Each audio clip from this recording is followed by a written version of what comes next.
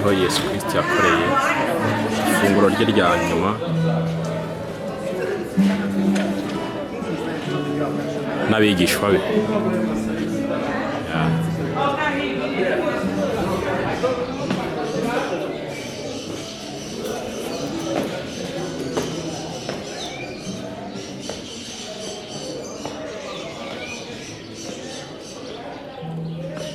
Hano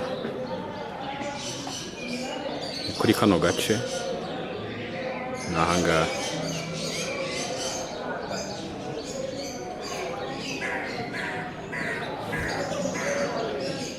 Urabona ko ari ntuzi y'amategeko 10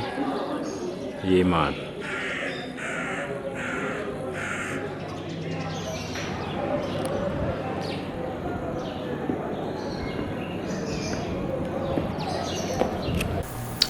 Aha rero ni ahantu tugeze aho Yesu asanga intumwa ze bwa nyuma bita ngo ni last supper room. Gusa hano ntabwo ariho bazi neza ko haba ariho cyangwa se ari ruhande rwaho, ariko ni aka gace kuko iyi last supper room iyi yubatswe mu kinyejana cya 12. Kinyejana cya 12 ni ukuvuga ko iyi imaze imyaka 800 yubatswe kuko iyi ntabwo wazi ko ariho neza ariko ni hafi y'aha ngaha kuko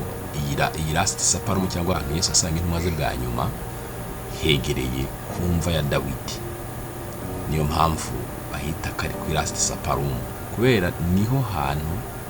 bakeka cyangwa se iruhande yaho gato, ariko naha neza yasanga intumwa ze bwa nyuma kuko hano ni hejuru niho hejuru ana nkaho twasanzemo hari picha ya papa wawe yitwa ngo ni Paul wa kabiri bahamanitse. Aha ni mindani no hagiye hameze na za presentation za cagiti bitango ntuze za oliva n'ibintu bw'imitako burimo bagiye bashiramo bagerageza umutako bava karo nk'icyarabu bintu bagiye bashiramo bigenda byo kugira abapendeze ku bantu bose ko bahemera nkirana n'icyarabu kirimo nako bava Yesu bamufata ngo nk'intumwa nabagiye gifata ahantu byagiye nkana n'abantu bakoze amaturu twasanze abasaveri amwe kwa padiri barabo ngabo bita abasaveri n'abaskuti bavanze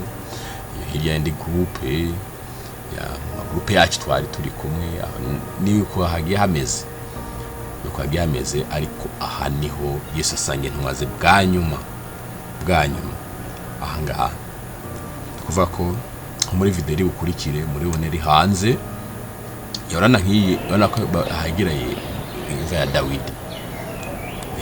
Dawidi ariko ntawe ni uruhande rwaho rwose usotse mu gatwaro gatumana ujya hasi imetero zitarenze nk'eshanu cyangwa se metero 5 aho yasanga intumwa ze 12 tugera ku mva ya Dawidi bwana mpamvu babibatse last supper room cyangwa Yesu asanga intumwa ze bwa nyuma niho cyangwa se iruhande rwaho gato niyo mpamvu bahise aho Yesu asanga intumwa muhamenye na imva hirya hitakurikira murabona hanze ahantu bajye banicara n'ahantu hamaze gusaza nk'izi presentation ya tuto kuri na madame cyangwa zino nkike